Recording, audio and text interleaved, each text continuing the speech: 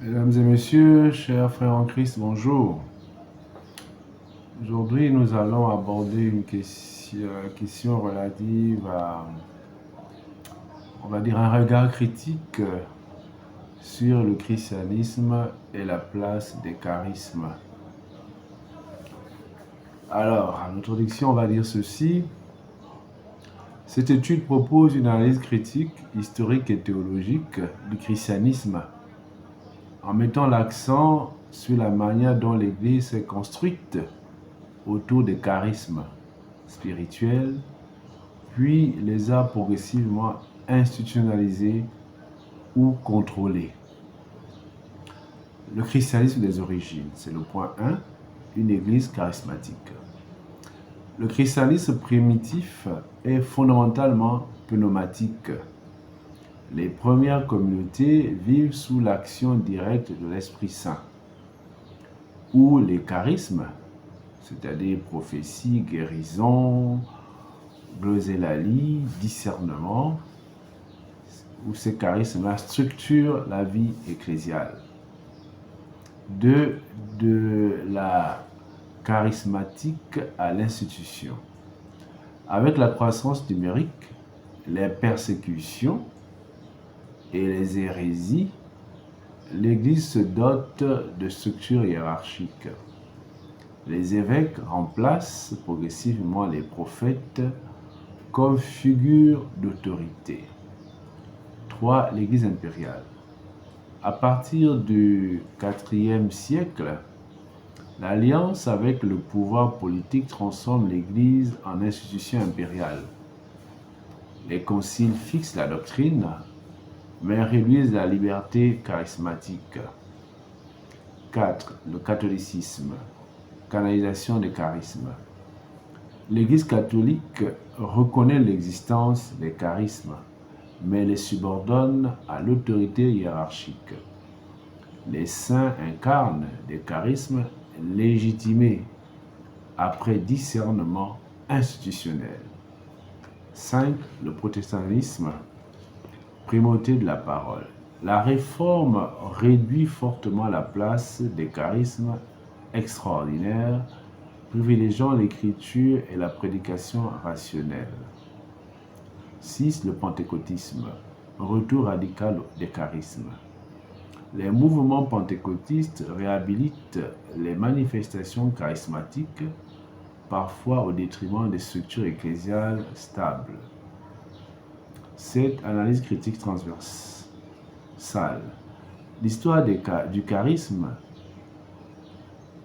est traversée par une tension permanente entre institution et inspiration, ordre et liberté. Conclusion. Les charismes ont fondé l'Église. L'institution les a régulés. Toute Église qui étouffe les charismes se fige. Toute Église qui les absolutise se fragmente.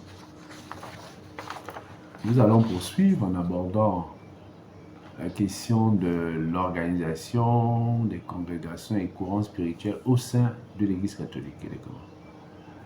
Cette synthèse présente l'organisation interne de l'Église catholique à travers ses ordres religieux, congrégations et courants spirituels. Elle montre comment l'institution ecclésiale s'est structurée autour des charismes afin de les canaliser et de les rendre féconds. Logique générale de l'organisation. L'Église catholique repose sur une hiérarchie centrale. Il y a le pape, les évêques et les prêtres, complétés par des ordres et congrégations qui incarnent des charismes spécifiques reconnus par l'institution. Ordre monastique. Les ordres monastiques sont centrés sur la prière, la stabilité et la sanctification du temps. Ils constituent le socle spirituel de l'Église. D'accord?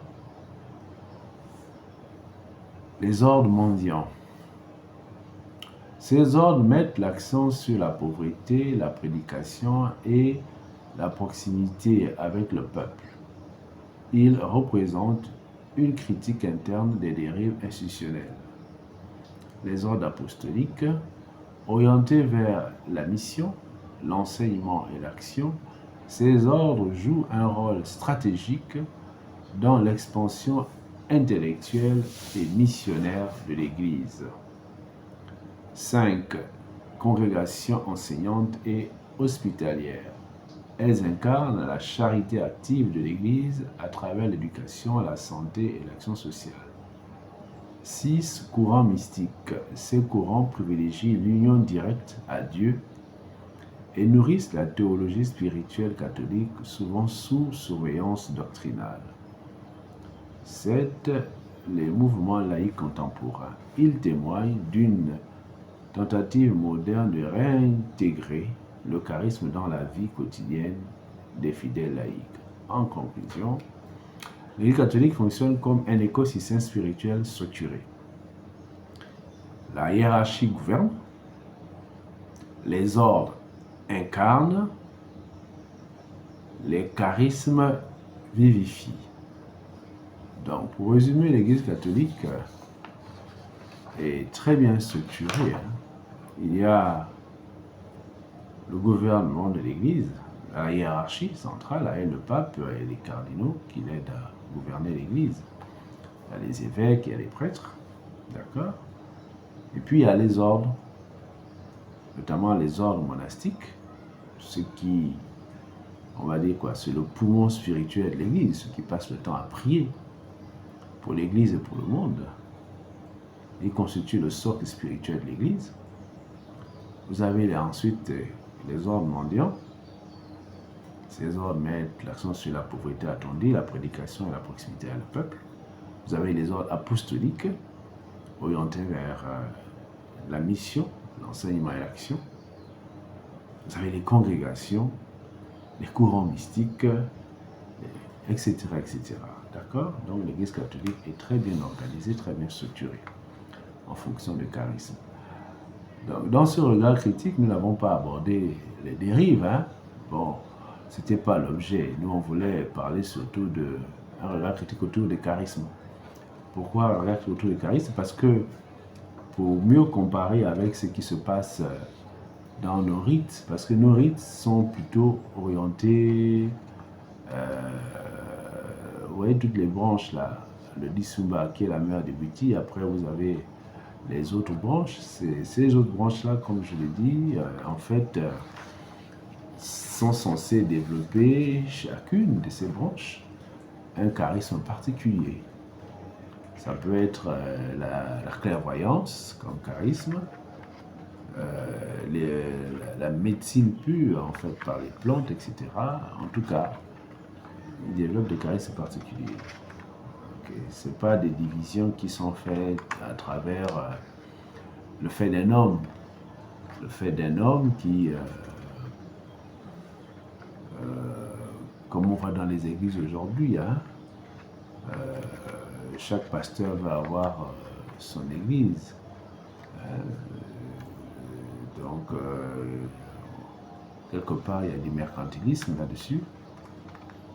Alors que ce qui n'est pas le cas, forcément. Encore que c'est en train d'arriver. Même dans le rite, là, beaucoup veulent devenir ganga juste pour... ils n'ont pas le talent, ils n'ont pas le don, mais ils veulent devenir ganga. Pour pouvoir se faire un peu d'argent. Mais en vérité, c'était pas comme ça que ça fonctionnait. C'est pas comme ça que ça fonctionnait. Bien, donc nous avons vu les charismes, et nous verrons un peu plus tard, on peut même le voir même maintenant, à travers les saints de l'Église, les charismes qui ont été mis en avant. Vous avez par exemple pour Saint Pierre, son charisme c'était l'autorité apostolique, foi, gouvernement. Les miracles, c'est guérison, résurrection, mission spirituelle, fonder et unifier l'Église. Saint Paul, c'est le prédicateur, son charisme c'est la prédication, prophétie et discernement. Les miracles aussi, guérison et vision. Mission spirituelle, évangéliser les nations.